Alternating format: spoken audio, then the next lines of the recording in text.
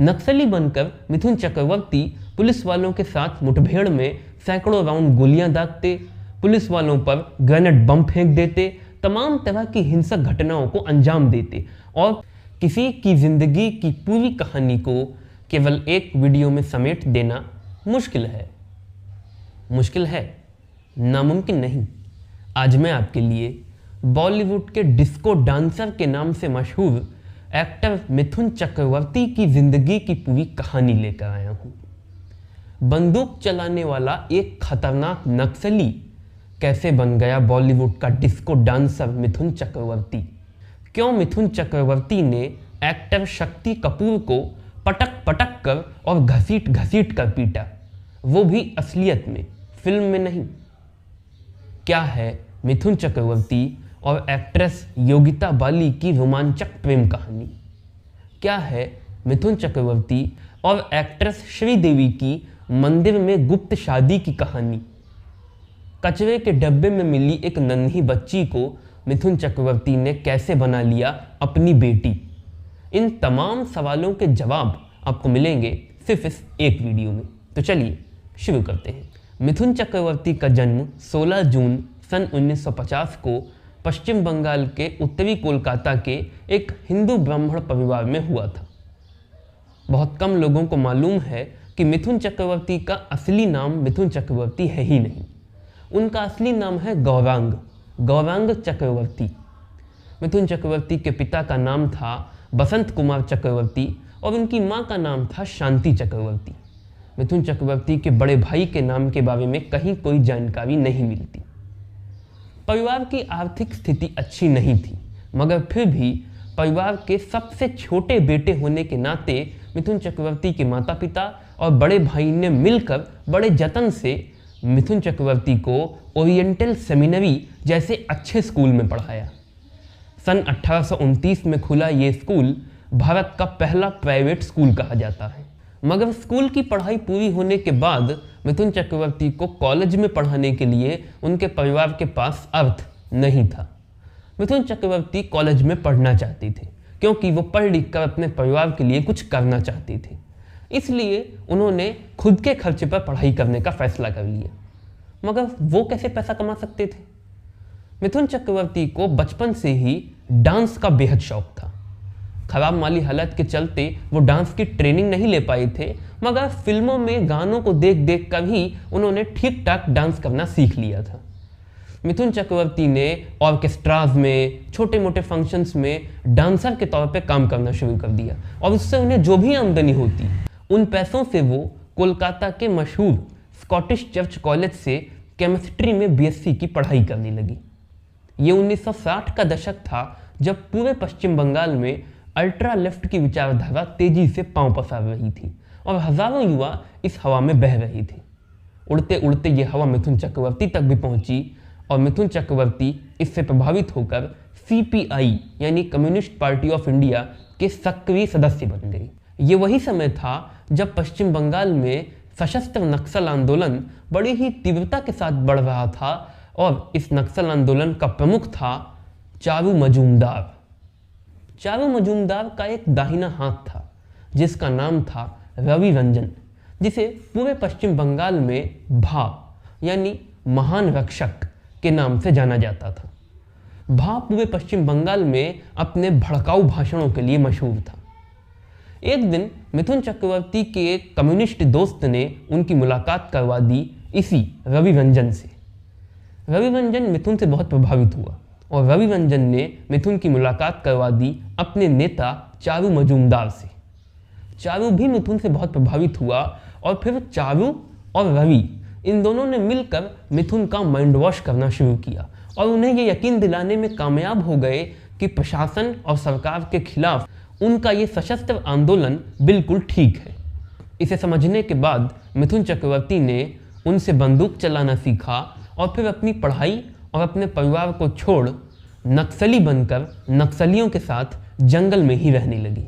नक्सली बनकर मिथुन चक्रवर्ती पुलिस वालों के साथ मुठभेड़ में सैकड़ों राउंड गोलियां दागते, पुलिस वालों पर ग्रेनेड बम फेंक देते, तमाम तरह की हिंसक घटनाओं को अंजाम देते और पुलिस के सर्च ऑपरेशन से बचने के लिए कई बार कई कई दिनों के लिए अंडरग्राउंड भी हो जाते।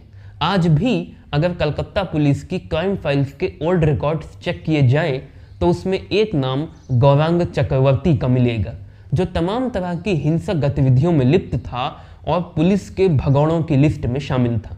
मिथुन चक्रवर्ती नक्सली बनकर सशस्त्र नक्सल आंदोलन में सक्रिय भूमिका निभा रहे थे, मगर इसके साथ ही वो अपने परिवार को भूले नहीं थे। वो बीच बीच में अपने परिवार से मिलने जाते रहते थे। उनके पिता उन्हें अक्सर समझाते रहते थे कि वो ये गलत रास्ता छोड़ दें, वरना ये रास्ता उन्हें कहीं का नहीं छोड़ेगा, मगर मिथुन मानते ही नहीं थे। एक ऐसे ही दिन मिथुन चुपके से अपने परिवार से मिलने के लिए घर गए तो उन्होंने देखा कि घर के बाहर बहुत भीड़ लगी हुई है, बहुत सारे लोग जमा हैं। मिथुन जब भीड़ को चीरते हुए सबसे आगे पहुंचे तो वहां दृश्य देख उनकी आंखें फटी की फटी रह गई, पांव तले से जमीन निकल गई। मिथुन के इकलौते बड़े भाई का शव उनके सामने रखा हुआ था। शव के बगल में बैठी उनकी माँ आंसू बहा रही थी और उनके पिताजी उनकी माँ को ढांढस बंधा रहे थे। लोगों से मिथुन को मालूम चला कि उनके भाई को घर के बगल के खंभे से जोरदार करंट लग गया, इस वजह से उनकी मौत हो गई। मिथुन को समझ नहीं आ रहा था कि वो करें क्या, कहें क्या। मिथुन बिना कुछ भी किए, बिना किसी से कुछ भी कहे वहाँ से चुपचाप लौटकर जंगल चले गए। मिथुन जंगल तो चले गए थे, मगर अब जंगल में उनका मन नहीं लग रहा था। मिथुन को अपने परिवार की चिंता सता रही थी। वो जानते थे कि उनके परिवार में उनके बड़े भाई ही इकलौते अर्थ का स्रोत थे। अब वो नहीं तो उनके माता पिता तो सड़क पे आ जाएंगे, और मिथुन को ये मंजूर नहीं था। मिथुन ने नक्सलवाद के इस रास्ते को छोड़ने का फैसला कर लिया। उसी रात मिथुन चुपके चुपके गुपचुप तरीके से बिना किसी को बताए जंगल से भागकर अपने घर आ गए। अब उन्होंने नक्सल आंदोलन को छोड़ दिया था, मगर मिथुन जानते थे कि नक्सल आंदोलन को वन वे रोड कहा जाता है। यहाँ जाना तो आसान है, मगर सही सलामत लौटकर वापस आना बहुत मुश्किल। अब मिथुन को डर था कि कहीं नक्सली उन्हें पुलिस का खुफिया एजेंट न समझ ले, जो उनके पास आया, कुछ दिन उनके साथ रहा और फिर उनकी सारी पोल पट्टी मालूम कर वापस पुलिस के पास चला गया। ऐसे में नक्सली उनकी हत्या कर सकते थे। इससे मिथुन तो मरेंगे ही, साथ ही उन्होंने जिस उद्देश्य के लिए नक्सलवाद को छोड़ा है वो उद्देश्य भी पूरा नहीं होगा। इसीलिए मिथुन कलकत्ता से भागकर पूना चले गए, ये सोचकर कि नक्सली उन्हें कलकत्ता तो क्या, अगर पूरे पश्चिम बंगाल में भी खोजेंगे तब भी ढूंढ नहीं पाएंगे, और वो अपने दिमाग के चाहे जितने घोड़े दौड़ा लें ये नहीं सोच पाएंगे कि मिथुन पूना में है। कलकत्ता से पूना के बीच रास्ते में ही मिथुन ने तय कर लिया था कि अब उन्हें अपनी ज़िंदगी में आगे क्या करना है। उन्होंने फैसला कर लिया था कि अब उन्हें फिल्मों में काम करना है। डांस उन्हें ठीक ठाक आता था, नक्सली बनकर जंगल में रह चुके थे, इसलिए मारधाड़ भी आती थी, बस एक्टिंग सीखनी थी। इसलिए पूना आते ही मिथुन ने FTII यानी film and television institute of India में दाखिला लिया और एक्टिंग का कोर्स करने लगे। यहाँ मिथुन ने अपना नाम गौरांग चक्रवर्ती से बदलकर मिथुन चक्रवर्ती कर लिया, ताकि उनकी पिछली पहचान पूरी तरह से खत्म हो जाए। जिस FTII से मिथुन ने एक्टिंग का कोर्स किया था, उसी FTII से एक्टर शक्ति कपूर ने भी एक्टिंग का कोर्स किया था। बस फर्क इतना था कि शक्ति कपूर मिथुन चक्रवर्ती से 1 साल जूनियर थे। शक्ति कपूर अपने एक इंटरव्यू में एक किस्सा बताते हैं कि जब वो पहले दिन FTII के कैंपस में दाखिल हुए तो उन्हें सामने से मिथुन आते हुए दिखाई दिए। शक्ति कपूर ने एकदम चौड़ में आकर बड़े रौब से मिथुन चक्रवर्ती के पास जाकर उन्हें 1 बोतल वाइन ऑफर कर दी। मिथुन भड़क उठे। मिथुन ने शक्ति को डांटते हुए कहा, बेशरम, अपने सीनियर को वाइन ऑफर करता है, शर्म नहीं आती तुझे? इससे पहले कि शक्ति कुछ समझ पाते, तड़ा एक चांटा उनके गाल पर पड़ा।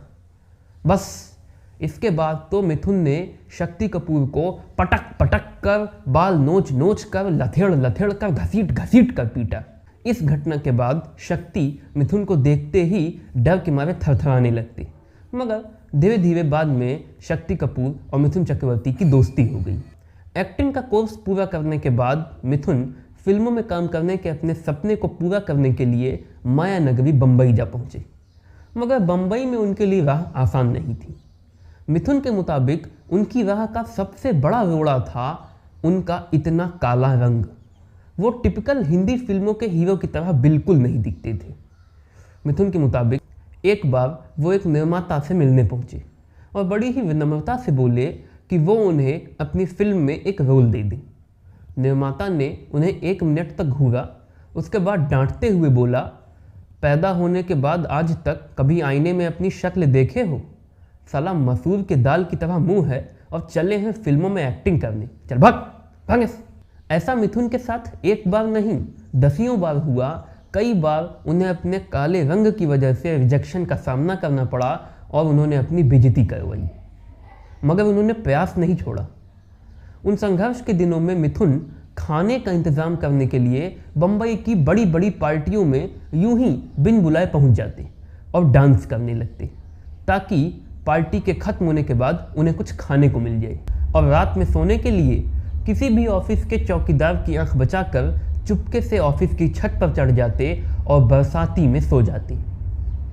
इसी दौरान मिथुन को डायरेक्टर मृणाल सेन ने अपनी फिल्म मृगया में हीरो का रोल ऑफर किया। ये रोल मिथुन को इसीलिए मिला था क्योंकि वो कभी नक्सली रह चुके थे, क्योंकि इस फिल्म में उनका रोल एक आदिवासी आदमी का था जिसके लिए मिथुन एकदम फिट थे। साल 1976 में रिलीज होने वाली इस फिल्म के लिए मिथुन को बेस्ट डेब्यू एक्टर का नेशनल अवार्ड मिला। इस नेशनल अवार्ड को पाकर मिथुन खुशी से झूम उठे। उन्होंने सोचा कि अब उनके सामने डायरेक्टर्स और प्रोड्यूसर्स की लाइन लग जाएगी उन्हें अपनी फिल्मों में साइन करने के लिए। मगर कई दफ़ा हम जो सोचते हैं हमारे साथ उसका बिल्कुल उल्टा होता है।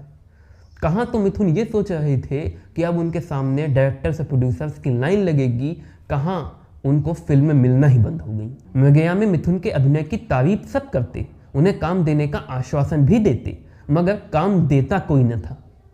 मृगया से मिले पैसे भी अब खत्म होने लगे थे और मिथुन के सामने अब आजीविका का संकट खड़ा था।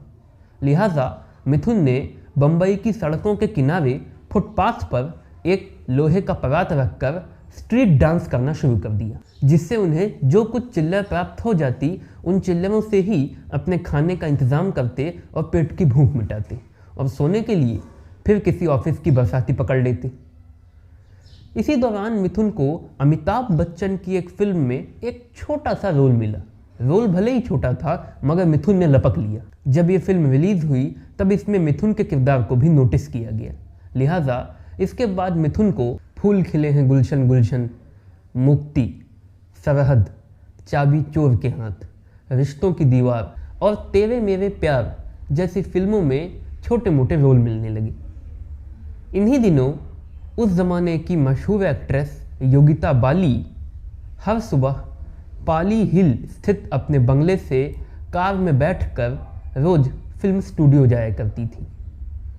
रास्ते में वीडियो गेम शॉप के पास खड़ा एक काला आदमी हर सुबह उन्हें घूरता था। योगिता ने शुरू में तो इसे इग्नोर किया, मगर जब ये रोज का दस्तूर बन गया तब एक दिन उन्होंने उस काले आदमी के खिलाफ पुलिस में शिकायत दर्ज कराने का फैसला कर लिया। मगर फिर उसके बाद उन्हें वो काला आदमी दिखना बंद हो गया। 2 साल गुजर गए। 2 साल के बाद मिथुन चक्रवर्ती को अपने फिल्म कैरियर में पहली हिट का स्वाद चखने को मिला। ये फिल्म थी साल 1979 में रिलीज होने वाली फिल्म सुरक्षा। जब ये फिल्म थिएटर में पहली बार लगी तब मिथुन भी चुपके से ये फिल्म देखने थिएटर पहुंच गए। फिल्म खत्म होने के बाद दर्शकों ने मिथुन को पहचान लिया और फिर दर्शकों की उस उन्मादी भीड़ में मिथुन की अपनी सुरक्षा खतरे में आ गई।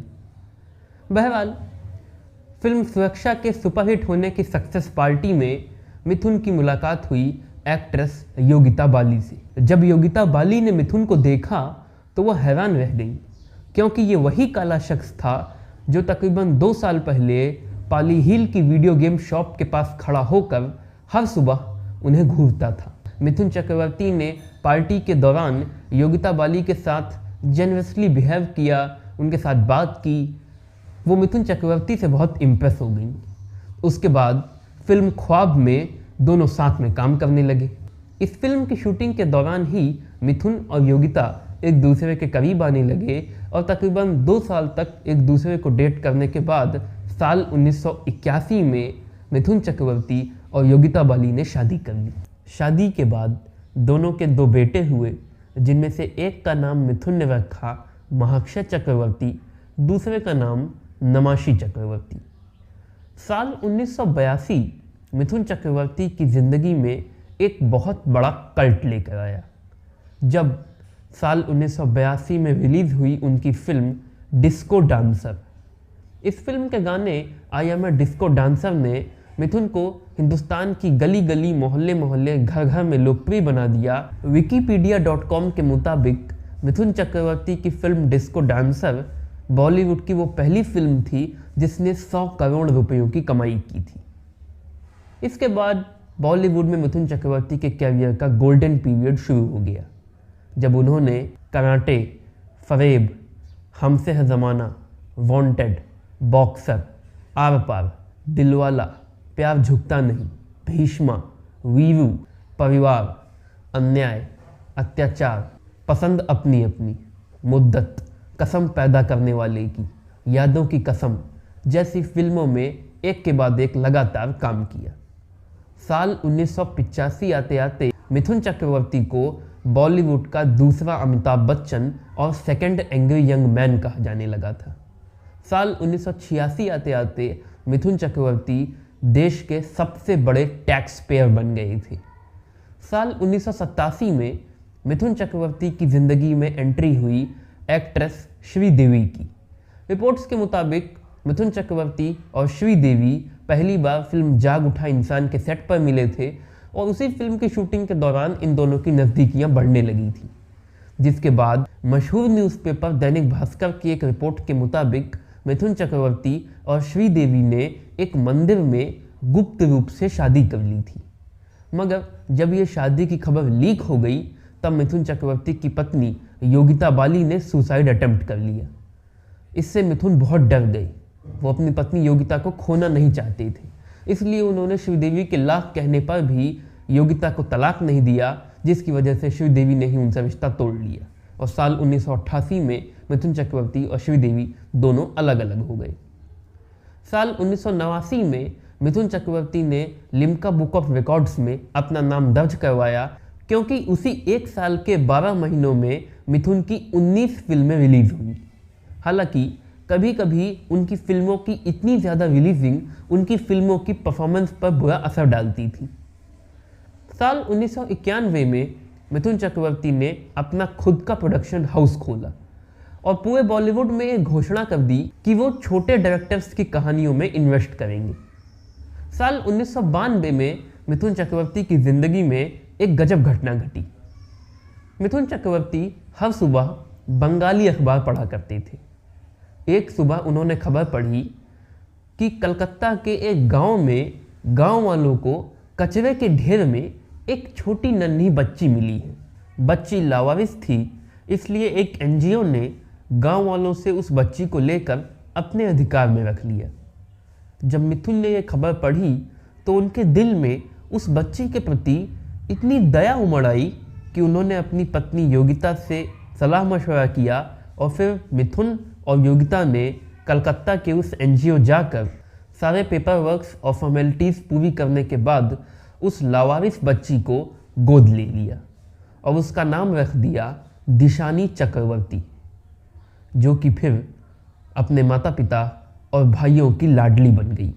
साल 2008 में लोगों ने मिथुन चक्रवर्ती को reality show dance India dance में ग्रैंड मास्टर के तौर पर बहुत पसंद किया और उनका ग्रैंड मास्टर सैल्यूट भी बहुत फेमस हुआ। इसके बाद मिथुन चक्रवर्ती ने Chandni Chowk to China, oh my god और हवाई ज़्यादा जैसी फिल्मों में काम किया। साल 2016 में मिथुन चक्रवर्ती ने पश्चिम बंगाल की पॉलिटिकल पार्टी तृणमूल कांग्रेस को ज्वाइन कर लिया। साल 2021 में उन्होंने भारतीय जनता पार्टी को ज्वाइन कर लिया। अभी पिछले साल 2022 में मिथुन चक्रवर्ती की फिल्म द कश्मीर फाइल्स बहुत हिट हुई और उसमें मिथुन चक्रवर्ती की एक्टिंग की काफ़ी तारीफ हुई। मिथुन चक्रवर्ती की कहानी से एक बात जो सीखने को मिलती है वो ये है कि अगर व्यक्ति चाहे तो कभी भी किसी भी वक्त गलत रास्ते को छोड़कर सही रास्ते पर आ सकता है।